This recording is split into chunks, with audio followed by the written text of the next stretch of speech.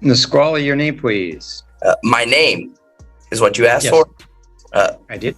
No, I'm not Peyton Ansley John Milton. I am the agent authorized to represent Peyton Ansley John Milton as written in all capital letters. And how do you choose to go forward? Pro se, please. Okay, Your Honor. you even know the right term, okay? And there's no victim in this alleged crime. I might preface this with, I have gone to anti-kidnapping training. I was inhumanely subject to what I would define as torturous action. All right, get ready for a wild ride because today's courtroom saga is one of the most head-scratching yet.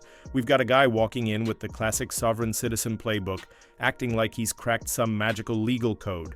He delivers his argument with total confidence, despite the fact that none of it holds up under real law. The kicker? The judge actually laughs at him. And honestly, who could blame her? It's surreal watching someone talk circles around reality while ignoring the very basics of how the justice system works. You really start to wonder when, if ever, these folks will realize that imaginary loopholes don't override actual laws. The fact that this movement is growing is kind of mind-blowing. As you watch, drop your thoughts in the comments. Do you see this as sad, funny, or just frustrating? Let's take a look. And as to Mr. Milton, is there a competency concern, or is this I am not represented by anybody besides myself in my sovereign capacity. Appreciate you. Thank you, Your Honor. I did have an opportunity to speak to him. I read him the reports. Who is him? Don't interrupt. I'm letting I read him. Langley I go. read him. You just sit quietly. Thank you. I read him the report so that he will understand the charges against him. He didn't wish to hear anything more about his rights, and he does not wish to be represented. Thank you. As the agent for Peyton Ansley John Milton, you are indicating to me that you're quite familiar with Peyton Ansley John Milton, and that's basically you. Is that correct? I am the agent authorized to represent Peyton Ansley John Milton as written in all capital letters. All right. And you understand, for my purposes, though that language doesn't make any sense. So No, I do not. I understand. Okay. Well, I'm telling you that. And so I am, until you disabuse me of the motion or the notion, I am inclined to believe that you are both the agent and the person. So, and it's I'm not a person. I am one of the people. Thank you. Okay. Thank you. All right. So for the record, that's my finding. Yeah, hold on. We're not done. Okay. Have a seat. You got it. And thank you. Mr. Sharp, let me swear you in. Swear the testimony and probable cause application to be the truth, whole truth, and nothing but the truth. I so swear, Your Honor. Okay, Mr. Sharp. So this information comes from a report of Officer Evers of the Lacey Police Department. She responded to an unwanted person complaint at a 7-Eleven store. Upon arriving, Officer Evers contacted staff who advised her that it was a white male, approximately 5'5", with a beard, wearing green long-sleeved flannel. Staff advised that he was intoxicated and belligerent. At one point, the male stated he would be waiting outside when they got off work, that they asked the male to leave multiple times and he refused. Once they called the police, the male returned to his Toyota 4Runner, that it was parked outside the gas station. Staff stated that they didn't feel safe, wanted the male trespassed. Officer made contact with the male and immediately was able to identify him as Peyton Milton. Officer knows Mr. Milton is a local transient that lives out of his car, has had several social contacts with him. Officer Evers asked Mr. Milton if he was just inside the store. He stated that he was. He stated that he was too drunk to be held accountable. Now here's where things go from strange to completely off the rails. When this man was arrested, instead of denying the charges or claiming mistaken identity, he straight up said he was too drunk to be held accountable. Not joking, his defense was basically, yeah, I did it, but I was wasted, so it doesn't count. It's like they believe that if they throw out enough confusing phrases, the law will just fold. How does that even work in their heads? Picture. He's caught outside a convenience store, clearly intoxicated, clearly involved in something shady, and his big legal move is to admit it, then say he was too inebriated to be guilty. And it's not just him. A lot of these sovereign citizens seem to walk around with the same attitude, always the victim, never the one at fault. Maybe I'm being too cynical, but it feels like they're performing for sympathy, not justice. Things heat up from here, so let's see where it goes next. Officer advised Mr. Milton that he'd be trespassed from the 7-Eleven, and he stated, "I understand what you have to do." Mr. Milton offered to manually push his car to a gravel lot about 25 yards from the 7-Eleven so that he wasn't on the property since he was too intoxicated to drive. Officer agreed and gave Mr. Milton until nightfall to push the car out of the lot. Officer provided Mr. Milton with his phone, and he replied, "Can I go back in and charge it?" The officer advised him that he could not charge his phone at this 7-Eleven and that if he entered the store again, he would be arrested. Officer provided Mr. Milton with a copy of the trespass form. And then at 16:23 hours, staff called dispatch advising that Mr. Milton was back inside the store. Staff advised that Mr. Milton said he was too drunk to be held accountable, and that he left again once they called dispatch, and this time he again left his cell phone in the store. Officer then contacted Mr. Milton. He again stated that he was too drunk to be held accountable. Officer noted that Mr. Payton was intoxicated but functional and able to understand the officer's instructions. Officer advised Mr. Milton that he was under arrest for trespass, detained him without incident. He was then booked into the county jail. The Nisqually jail. On the charge of criminal trespass first degree, is the city making a motion to revoke the deferral on the assault conviction or Yes, on the Your assault Honor. case? Based on the new law violation, yes. Thank you. And let's see. Will I get a moment here to articulate anything? I'll let you know. So sit Appreciate tight. it. I'm still working through the process. Thank Of you. course. All right. So, Ms. Sharp, it appears that the assault was not a deferral. It was a stipulated order of continuance. That's correct, Your Honor. All right. Thank you. So we'll note the city's motion to revoke the continuance on the assault charge based on the allegation of a new law violation. And Mr. Milton is asking not to be represented by counsel. Is that correct? That is correct, Your Honor. Okay, so let's have a little chat about that. If you choose to represent yourself, which is your right, you can make that choice. But I want to make sure that we make a record that you are doing so knowingly and voluntarily. Ms. Langley is an attorney. I'm going to guess that you have not gone to law school and become a member of the bar. Is that correct? I can neither confirm nor deny that information, actually. Okay.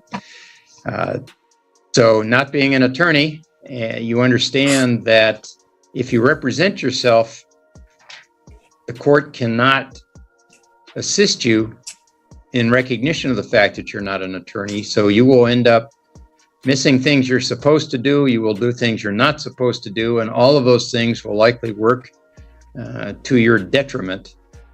So it is never a smart thing to represent yourself. And frankly, if an attorney were to say they would represent themselves, I would have the same conversation with them and advise them I think it's a foolish decision to make. You, however, have that right, as I pointed out. But I want to make sure you understand you have the right to have counsel. You have the right to have me appoint counsel, or you can hire counsel. And if you ask me to appoint counsel, I can appoint counsel at no cost. So you understand all of that. I appreciate that, and I do. Thank you. And how do you choose to go forward? Pro se, please. Okay, Your Honor. even know the right term, okay? Your Honor, I was not read my Miranda rights this most recent time. I believe I'm supposed to request a voyeur of the body cam. Here's where the irony hits peak levels.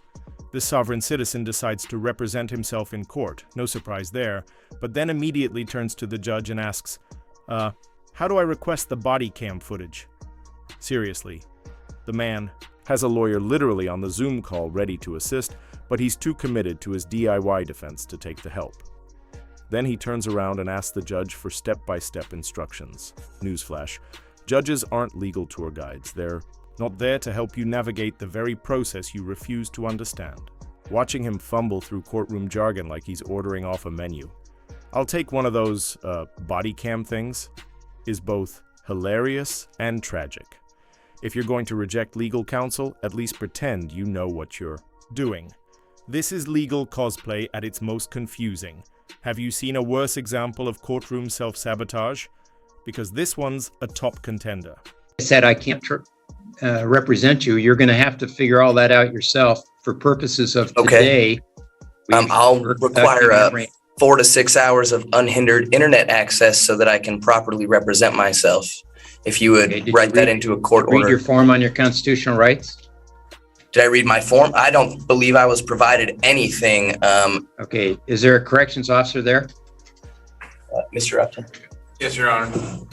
Let's present Mr. Milton a copy of the rights form and have him read it, and then he and I can talk about it. Yes, Your Honor. There's one taped to the desk right in front of it.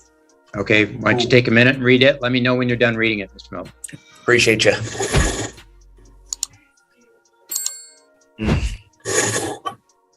I haven't we're been waiting. Mirandized, so it's hard for me to even start since I can't technically be charged with anything.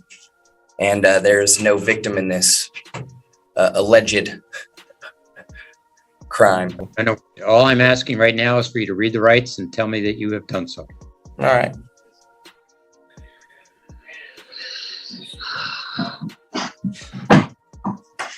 Would you please silence yourself?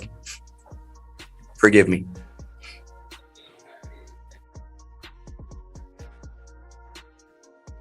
And actually, Ms. Langley, if you'll unmute, because I have some questions for you regarding other cases. Have completed the reading, sir. All right, thank you. I'll talk about that with you in just a moment as soon as I finish this document I'm working on. Thank you. Any question about those rights that are on that form? Not particularly.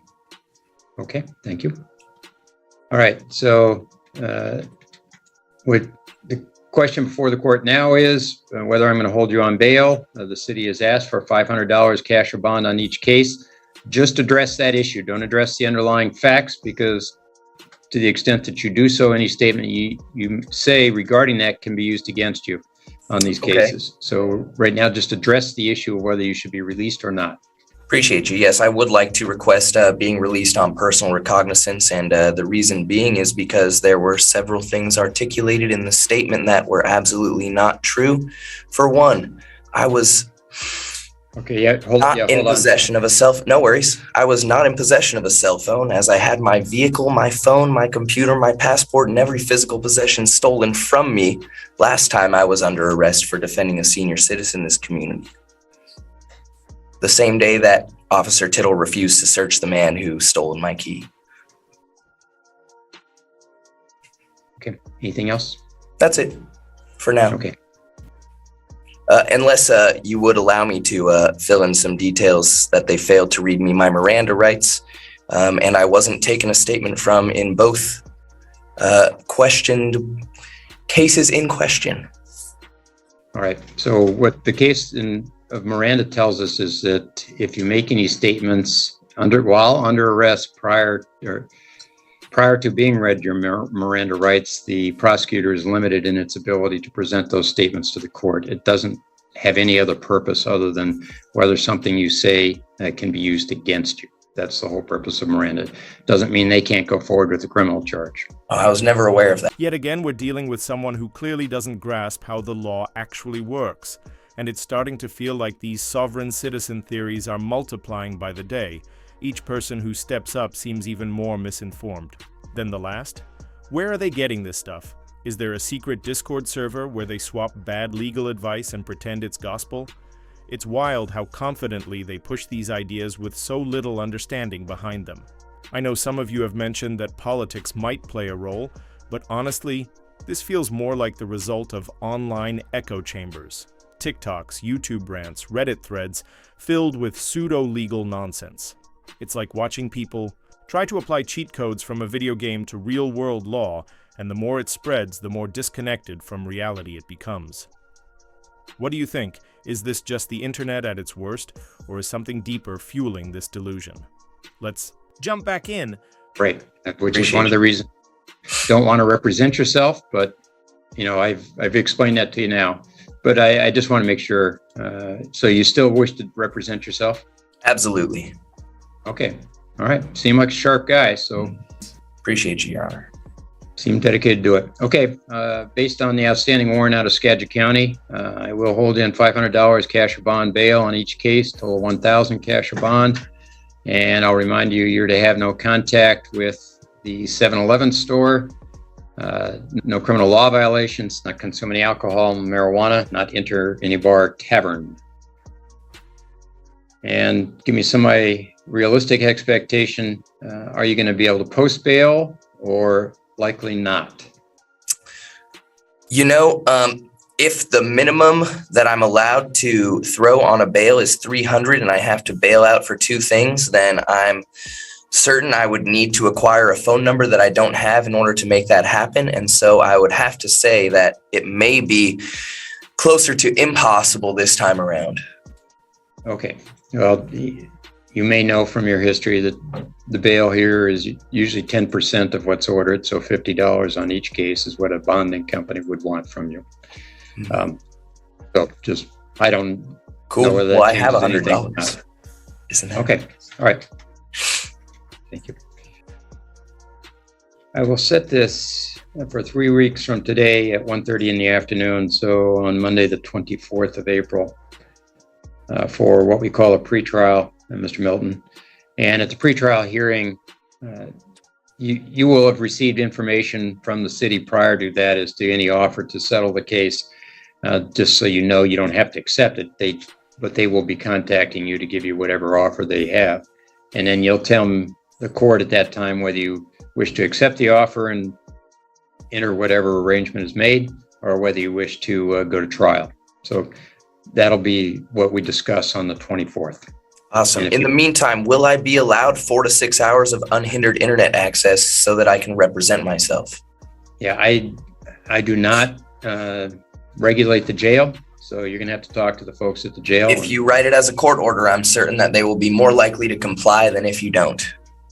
All right, I'm not going to write it as a court order. Like I say, I don't mess with how the jails run their jail, but speaking of, by the way, Mr. Sharp has heard you, and we'll go forward that way. On a side note, if I may, Your Honor, during intake, and I might preface this with, I have gone to anti-kidnapping training.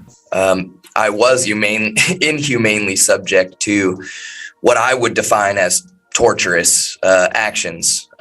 It was by C.O. Patero.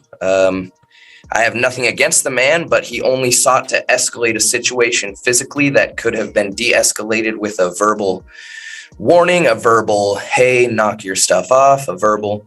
And I was completely compliant physically, as you can see on camera if you look in holding C on the night that I was intaken. And when I was asked to be picked up and seated, they had refused and told me on their paper that they checked on me every 15 minutes when I was checked on about 3 times the first 2 hours and about twice in the last half an hour. So, all right, we got that. Yep, appreciate you. Well, that was something else. I've got to say, this case was oddly entertaining, mostly thanks to the judge. His dry humor and subtle sarcasm were absolute gold, and if you watch closely, you'll even catch him fighting back a smile now. And who could blame him? This guy actually claimed he was kidnapped because he was arrested after breaking the law. By that logic, every parking ticket would be a hostage situation. It's absurd, but some of these folks genuinely believe that. Sovereign citizens seem to live in a completely different legal universe, where words don't mean what they mean and consequences are optional. They twist legal terms like they're casting spells, thinking a few phrases can reverse reality. But arresting someone who refuses to follow the law isn't tyranny, it's enforcement. Still, no matter how many court losses they rack up, they just keep coming back with the same fantasy. Personally, I found this hearing fascinating and hilarious. What about you? Was this one of the most out there cases you've seen or have? You come across even wilder ones? Drop your thoughts below. Thanks for watching, and see you in the next one.